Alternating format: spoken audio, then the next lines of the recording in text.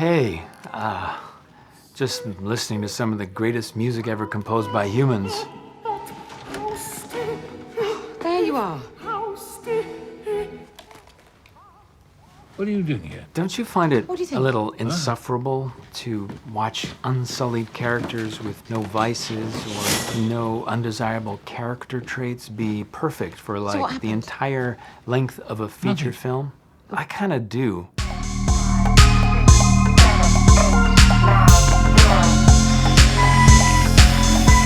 Welcome to my review of The Father, the new film from Florian Zeller. Let's dive into the film. My take on the film, of course, is, I appreciate it for all the things that it has going. Obviously, the cinematography, the set design, the impeccable performances, the direction, the writing, the conception, the execution, everything, it's all top notch. So why am I feeling a little bit hoodwinked?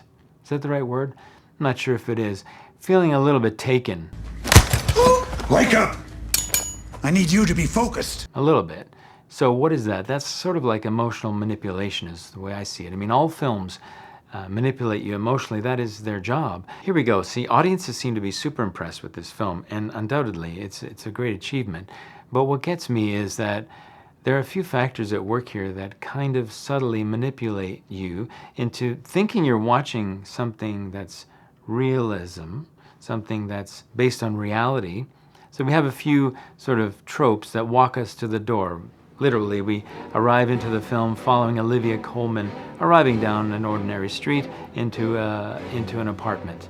And then we're in the apartment, and the rest of the movie pretty much takes place from the apartment, except for the occasional peek out the window, where we get another little dose of reality when Anthony, played by Anthony Hopkins, is looking over a shop on the corner. But other than that, it is an imagined fantastical reality.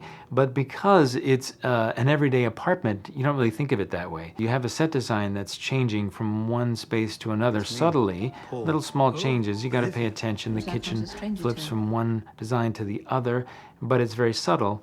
That apartment is decked out, man. It's like a museum. You've got like a wet dream of an interior designer working on that thing, right? You've got sculptures, you've got paintings, you've got immaculate furnishings, light fixtures, lamps, sofas, couches, you name it, man. It's jam-packed into this movie. It really feels like Anthony is living in a museum exhibit. That's along with everything else in the film. The acting, of course, you've got legends here. Anthony Hopkins, right? An immaculate sir, a knighted individual who is very much godlike in the film. Old white man, right? Old silver-haired man, pretty much in our subconscious in the history of human time, has been the sort of the figure of God, the old white man figure. Of course, not that it's correct or anything, but it's kind of there in our subconscious, in our collective subconscious. So he kind of embodies that. And then you've got Olivia Coleman, who's basically like a saint. I mean, she is the personification of perfection in a way, right? She never gets mad at Anthony. She never loses her shit. She never, her nerves never snap.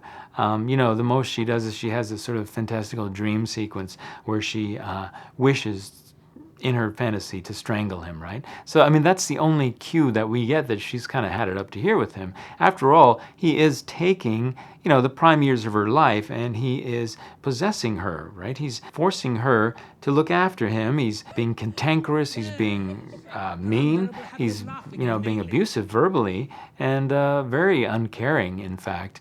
But of course, we forgive him all of that because we invest in him as someone who's suffering from a serious illness, dementia. So nothing is his fault. Oh, isn't he lucky? What license he has now, because he's basically an anti-hero. He's messing up her marriage, he's screwing her up in her personal life, her family life, her work life. Everything is displaced by his presence. And all he wants is her constant attention. The pass that he gets from the audience is kind of like, okay. Should he be getting this carte blanche, this pass that he's getting? I think the movie is manipulating you to make you give him that pass. Obviously, the dementia, big pass right there. Other than that, you have these legendary actors. Anthony Hopkins. Now, imagine another actor in this part, say, Bruce Dern, for example. Another great actor. What the fuck is the matter with you?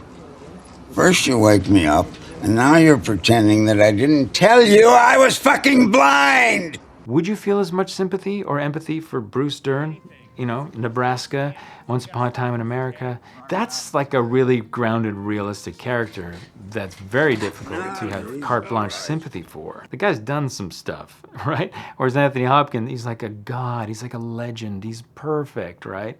Olivia Coleman, again, this super empathetic actor, right? Just love her to death. Can't do anything wrong. I mean, imagine another actor in that role. It has a little bit more of an edge to her, right? That can go off on a handle, for example. Toni Collette, I mean, imagine, right? She would probably tear a strip out of Anthony Hopkins. Not to play a casting game, but just to point out that the casting of this movie is very precise, and it is definitely on the side of manipulating you to a favorable impression of the characters, rather than presenting perhaps a more colorful, wide gamut of character. We're getting a very narrow look into a very heightened, high art sort of character who listens to opera and classical. God forbid he listened to rap or something. So you've got acting on there doing that job, and then you've got music, which I just pointed out. It's all classical opera, and there's a lot of it, and that's subtly manipulating you in a big way. And then you've got the production design kind of moving along, kind of channeling you towards this big reveal that it does so subtly. So those are the three main points: the acting, the production design, the music for sure. Then we arrive at the end. The reason why this movie is receiving so many accolades is because it really sticks the landing. The last scene is a huge payoff. That's when it all really comes together. So it's a long walk to get to this one reveal. A lot of that is because it's very wordy. It is from a stage play. It's not really cinematic in that sense, although, you know, there's gorgeous cinematography, but it all is interiors on a sound stage, and it feels very staged, even though it is a film, because its pedigree is a stage play. Bear that in mind going in. You're basically going to experience sort of a National Theater Live event on steroids to the power of N. It's like the most ultimate NT Live event you could possibly get. The message is what I'm kind of like, I don't know, right? Because he gets this pass, he never suffers the consequences of his actions. And that's because the pass he gets with his illness and with all the other accoutrements of the film kind of giving you all those extra layers of like, oh, poor guy, right? It is a worthy investment, I would say. It's not an easy ride by any means. It's a tough, long go. I found myself watching the timeline several times going, wow, how much is left now? Okay, all right, well, I can stick it out. But it is a worthy film to watch. As I said, it's very rewarding at the end, and of course, stellar performances. It's just a tough situation all around. Starts a lot of conversations, I'm sure, and it'll remind you of relationships and realities in your own life, and hopefully start conversations in a positive light, and it creates more empathy, which is always a good thing. Check out The Father, see what you think, let me know in the comments. Thanks for being here, and so grateful for you checking this out. Tag a friend if you think they want to see this, hang out, have a conversation about movies. I'm your guy, Mal, and I'll see you on the next one, all right? Take care.